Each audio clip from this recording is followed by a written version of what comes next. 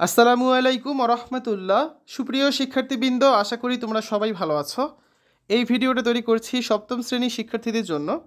2024 সালের সপ্তম শ্রেণীর বার্ষিক পরীক্ষার নমুনা প্রশ্নপত্র নিয়ে আজকে আলোচনা করব। তোমরা জানো যে এনসিটিভি থেকে এবছর একটা প্রশ্ন দেওয়া হয়েছে, যার আলোকে তোমাদের শিক্ষকরা পরীক্ষার প্রশ্ন তৈরি করবেন। তো এর মানে এই না যে তোমাদের সেই প্রশ্নটা হুবহু পরীক্ষা আসবে। তারপর আমাদের চ্যানেলে সেই প্রশ্নের উত্তর এবং অন্যান্য সকল বিষয়েরই এনসিটিভি কর্তৃক প্রদত্ত নমুনা প্রশ্নের উত্তর এবং সাজেশনগুলো দেওয়া আছে। আমি কমেন্টে প্লেলিস্টের লিঙ্ক দিয়ে দেবো। তোমরা সেই প্লেলিস্ট লিঙ্ক থেকে যে কোনো বিষয়ের ভিডিওগুলো খুব সহজেই দেখে নিতে পারবে। তোমাদের যে গাইড বইগুলো রয়েছে সেখান থেকে একটা গুরুত্বপূর্ণ মডেল টেস্ট নিয়ে আজকে আলোচনা করব।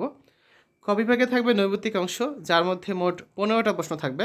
তো এই 15টা প্রশ্নের সঠিক উত্তর তোমাদের কিন্তু খাতায় লিখতে হবে, ঠিক আছে? তারপর থাকবে এক কথায় উত্তর দাও, এরকম থাকবে 10টা প্রশ্ন। এই প্রশ্নের উত্তরগুলো এক কথায় বা এক লাইনে তোমাদের অ্যান্সার করতে হবে। এইগুলো 25 নাম্বার নৈর্ব্যক্তিক অংশ।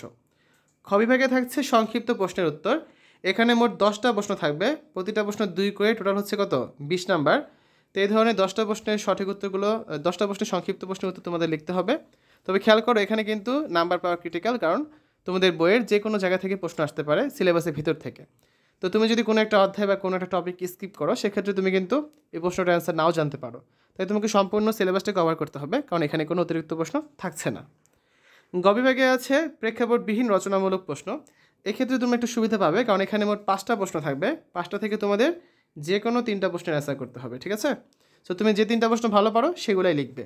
এগুলোর মধ্যে ভাগ করা আছে আবার, যেমন দেখো, অভিযোজনের উদ্দেশ্যগুলো কী কী লিখলে পাচ্ছ 3 নাম্বার, আর এর প্রয়োজনীয়তা ব্যাখ্যা করলে পাচ্ছ আরও 2 নাম্বার। এই হচ্ছে মোট 5 নাম্বার। তো এভাবে করে তোমরা অ্যান্সারগুলো করবে প্রশ্ন বুঝে বুঝে। ঘ বিভাগে রয়েছে প্রেক্ষাপট নির্ভর রচনামূলক প্রশ্ন। 100 নাম্বারের মধ্যে 40 নাম্বারই থাকছে এই অংশে। এখানে তোমাদের মোট 7টা প্রশ্ন থাকবে। 7টা প্রশ্ন থেকে তোমাদের যে কোনো 5টা প্রশ্নের অ্যান্সার করতে হবে। 5টা 40 নাম্বার। প্রতিটা প্রশ্নের ক্ষেত্রে দেখো আবার একটা করে হচ্ছে কি উদ্দীপক বা কোনো প্রেক্ষাপট বা দৃশ্যপট থাকবে, যার আলোকে তোমাদের কিন্তু কোশ্চেনগুলোর অ্যান্সার করতে হবে, ঠিক আছে? এবং প্রতিটা দৃশ্যপট বা প্রেক্ষাপটের আলোকে 2টা করে প্রশ্ন থাকবে। দৃশ্যপট এরকম ছবিও থাকতে পারে।